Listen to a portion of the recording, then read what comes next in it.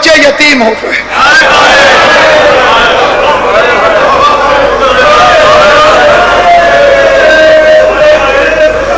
شریعت میں حکم ہے روزے دار کا احترام کرو.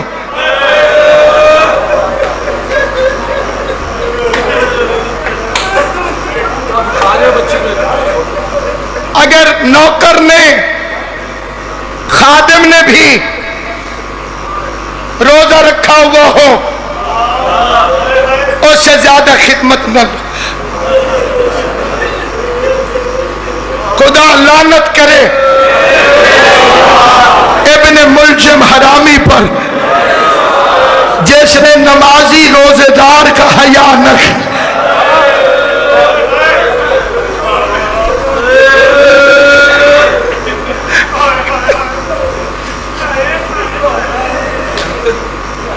بڑا قیامت کا ماہ رمضان چڑھا. علی کی بیٹیاں پردیش میں لٹ گئی.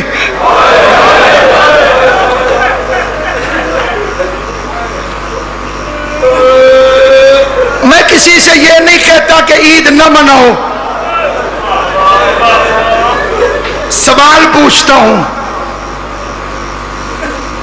کسی کے گھر عید سے پہلے 100 سال کا بھی ضعیف مر جائے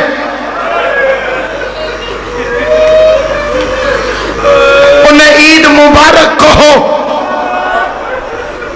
وہ کہتے ہیں ہم نے عید نہیں منائی. میں غیرت مند رونے والے سے پوچھتا ہوں جسے پتہ ہو کہ زینب رو رہی ہے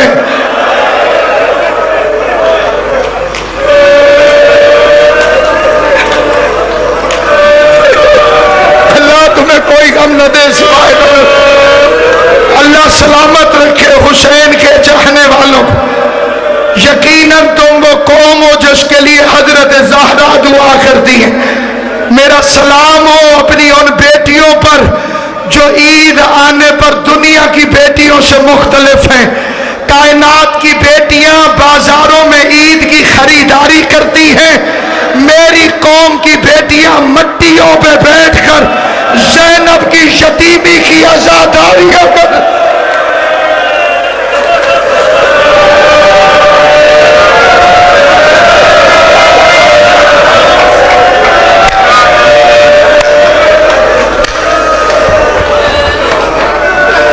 عید ویسے مناؤ جیسے پردیش میں بی بی زینب نے منائی ہے. آپ کو معلوم ہے کہ عید والے دن کیا ہوا؟ جب شہادت علی سے 9 دن بعد کوفہ میں عید آئی زینب عالیہ سیاہ لباس پہن کر مٹی پر تشریف فرما تھی. حسن امیر نے قریب آ کے کہا زینب جیسے تو بابا سے عید مانگتی تھی اب بابا کی دستار میرے سر پہ ہے. میری التماس ہے مجھ سے عید طلب کر میں تجھے عطا کروں. زینب رو کے کہتی ہے پہلے وعدہ کر جو مانگوں گی وہ ملے گا. حسن نے ہاتھ حسین کے سر پہ رکھا کہا میرا شبیر ضامن ہے تو جو مانگے گی وہ میں دوں گا. جانتے ہو زینب نے کیا عید مانگی؟ رو کے کہتی ہے غازی سے کہے بابا علی کے کپڑے پہن کر شہر میں چلنا شروع کرے میں بابا سمجھ کے اس کی زیارت.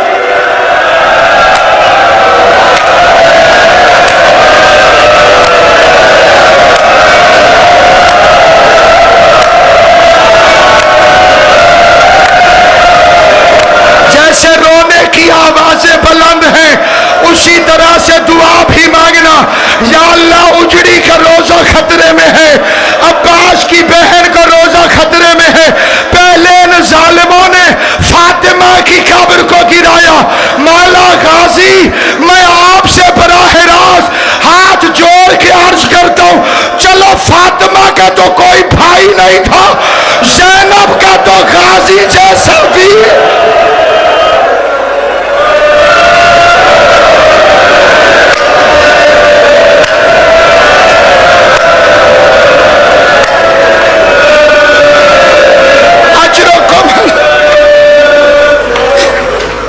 علی نے اپنی زندگی میں اپنی بیٹی کو کوفے بلایا. کیا مقصد تھا امام بہتر جانتے ہیں، لیکن بزرگوں سے سنا ہے کہ ایک رات علی نے خطبے میں حکم دیا آج رات کو گھر سے کوئی باہر نہ نکلے.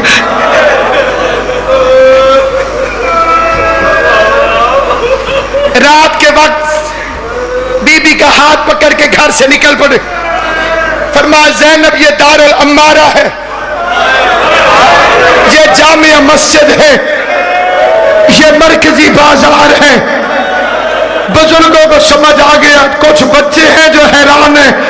زینب حیران ہو کے کہتی ہے بابا دربار اور کچہریاں بیٹوں کو دکھائی جاتی ہیں، میں تو تیری پردے دار بیٹی ہوں، مجھے کیوں دکھا رہے ہیں؟ فرمایا زینب ہو سکتا ہے کوئی وقت آئے جب میرے بیٹے مارے جائیں.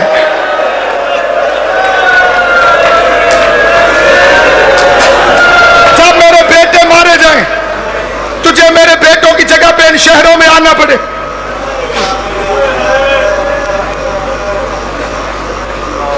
ایک رات عورتیں اکٹھی ہو کر آئیں. یا امیر المومنین، ہم نے سنا ہے کہ آپ نے فرمایا ہے کہ ہر چیز کی کوئی نہ کوئی بہار ہے، اور قرآن کی تلاوت کی بہار ماہ رمضان ہے. علی فرماتے ہیں سچ ہے. مولا ہم نے یہ بھی سنا ہے کہ آپ نے فرمایا ہے آسمان والوں کے لیے زمین پر وہ گھر ستاروں کی طرح چمکتے ہیں جن میں قرآن کی تلاوت ہوتی ہے. علی فرماتے ہیں یہ بھی سچ ہے. کہ علی مولا ہمارے مرد تو قرآن پڑھاتے ہیں مسجد میں جا کر، ہم مستورات ہیں، ہم آ نہیں سکتے. ہم نے سنا ہے آپ کی بیٹی او بہو آپ کی طرح بولتی.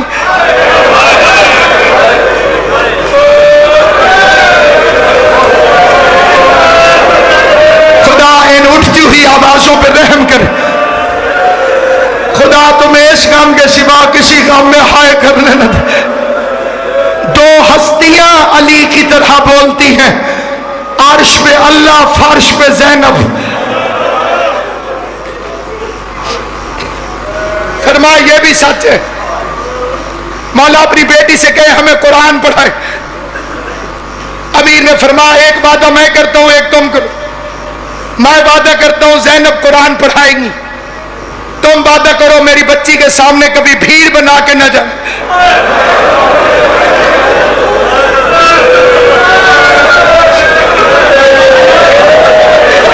میری بیٹی بھیڑ سے گھبراتی. شروع ہو گئی تلاوتیں، پڑھانا شروع کر دیا میری بی بی نے قرآن. لیکن جب 40 ہجری کا ماہ رمضان آیا جس میں زینب یتیم ہوئی، عورتیں جاتی تھی قرآن پڑھنے، ماتم کرتی باہر نکلتی، روتی ہوئی باہر نکلتی. کسی نے پوچھا جاتی تو علی کی بیٹی کے پاس قرآن پڑھنے ہو، یہ روتی ہوئی کیوں آتی ہو؟ کہنے لگی جب سے یہ ماہ رمضان شروع ہوا ہے علی کی بیٹی کے درس کے رنگ عجیب ہو گئے. پہلے قرآن پڑھاتی ہے، پھر کہتی ہے کوفے کی عورتوں قرآن سے نظریں اٹھاؤ، زینب کی طرف دیکھو. عورتیں دیکھنے لگتی ہیں. بی بی پہلے چادر اتارتی ہے پھر بالوں کو کھولتی ہے. کہتی ہے کوفے کی عورتوں مجھے اس رنگ میں بھی پہچان لو، کہیں ایسا نہ ہو کل زینب بغیر چادر کے تمہاری مہمان بنے.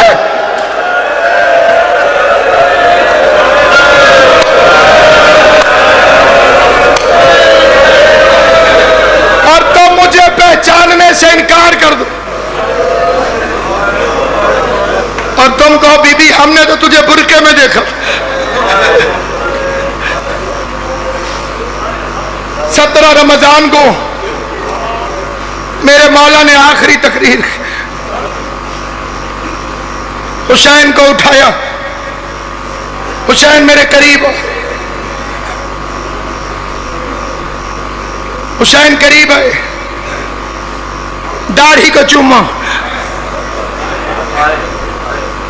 شبیر کہتے ہیں بابا میری داڑھی کیوں چوم رہے؟ فرمایا ایک دفعہ تیرے نانے نے میری داڑھی چومی تھی.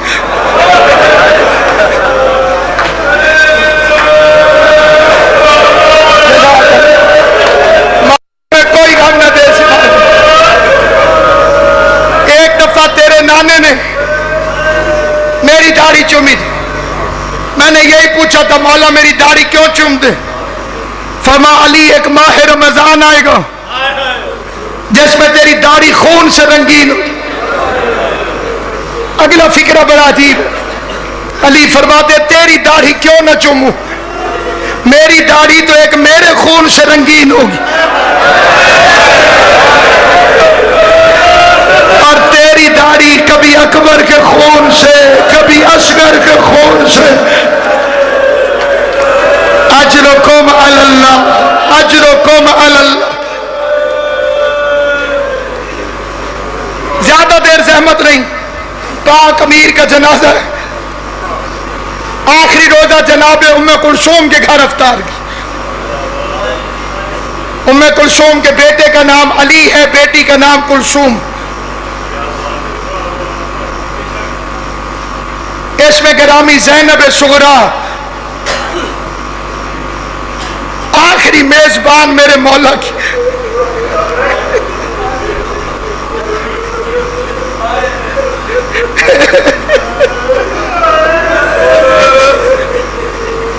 بیٹی نے دودھ اور نمک سامنے رکھا، فرمایا ام کلثوم تیرے باپ نے اپنی زبان کو ایک وقت میں 2 غذاؤں کے ذائقے سے آشنا نہیں کیا۔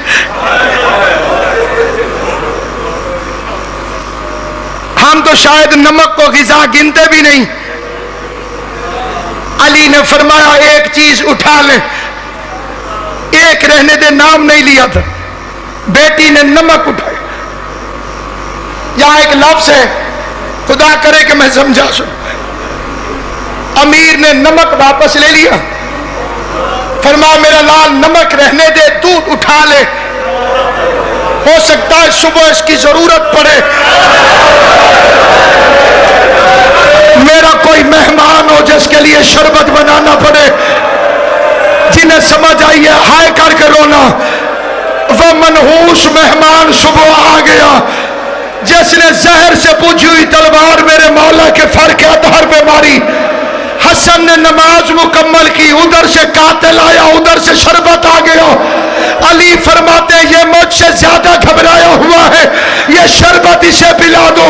علی کریم تھے، میری طرف دیکھنا جہاں جہاں تک میری آواز آ رہی ہے، علی کریم تھے۔ علی نے فرمایا قاتل کو شربت پلاؤ، یہ نہیں بتایا کہ کون پلائے۔ ہر صحابی ایک ایک قدم پیچھے ہٹ گیا، کہیں علی مجھے نہ کہہ دے، کہیں علی مجھے نہ کہہ دے۔ علی نے آنکھیں کھول کے کہا عباس میرے قاتل کو شربت پلا۔ ماتم کرو، ماتم کر کے سنو، ابھی ٹھہرنا نیازوں سے۔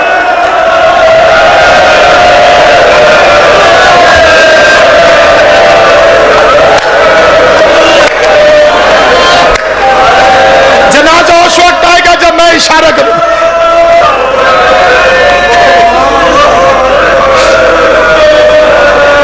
اگلے سال وہی روئے گا جو زندہ رہے گا۔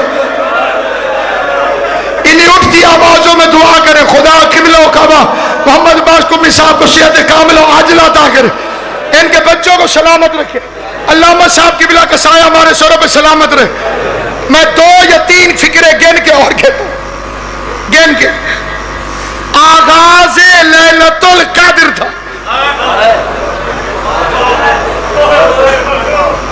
لیلۃ القدر کی پہلی رات تھی جب علی نے بیٹی کے گھر افطار کیا۔ اگلا لفظ پڑھنے لگا ہوں، جتنے جتنے صاحبان ایمان ہیں ان کے دل سے ہائے نکلے گی۔ ساری رات علی کی بیٹیاں قرآن سر پہ رکھ کے بیٹا یا اللہ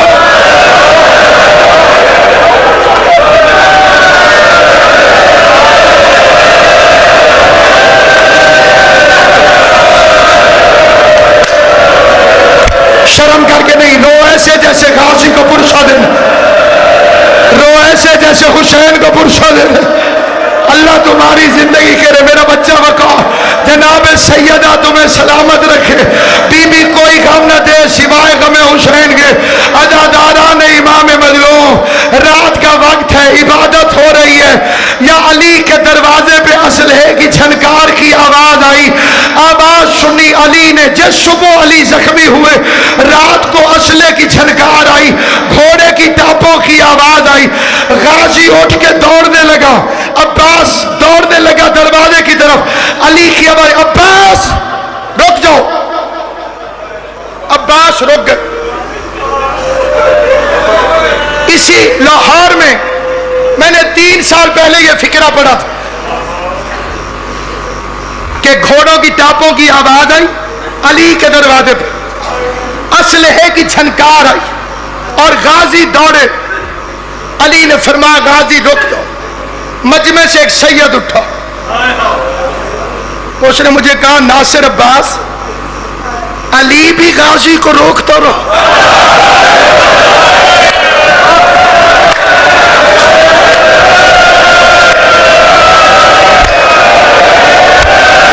اللہ تمہارا پرشا قبول, حسین کی ماں تم سے راضی, حضرت زہرا ان آنسوؤں کو قبول کرے.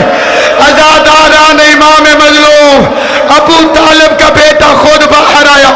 علی نے دیکھا 4 نوجوان ہیں جنہوں نے نقاب کی ہوئی ہے, ہاتھوں میں ننگی تلواریں ہیں, گھوڑے کے اوپر بیٹھے ہوئے.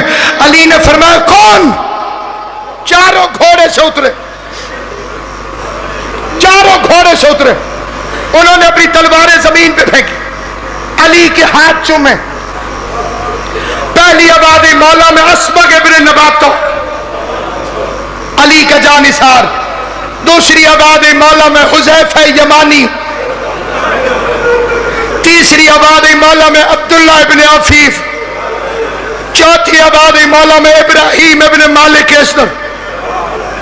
علی فرماتے آدھی رات کو آرام اور عبادت چھوڑ کر میرے دروازے پر کیا کر رہے؟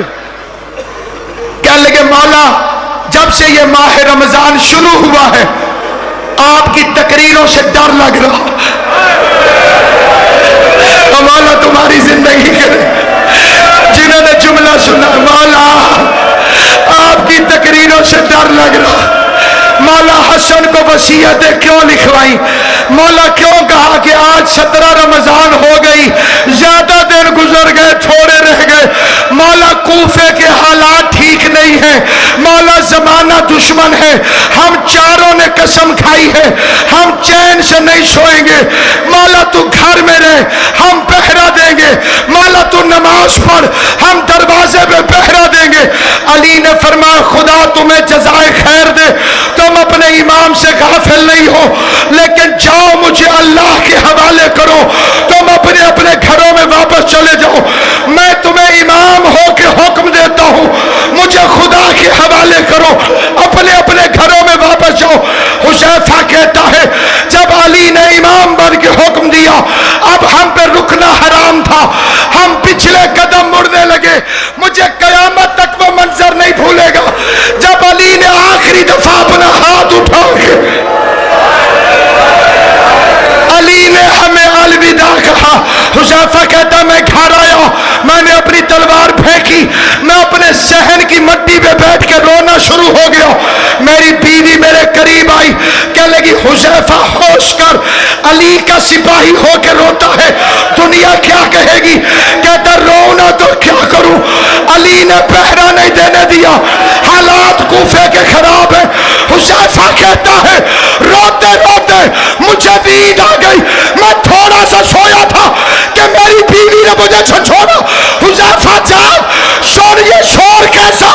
حذیفہ نے سنا آواز آ رہی تھی تاج کو دلا امیر المومن مومنوں کا امیر بابت زینب رمضان میں. حضرات ایک ضروری اعلان سنا, امیر المومنین کا جنازہ بالکل تیار ہے. جو مسلمان علی کے جنازے کو کندھا دینا چاہے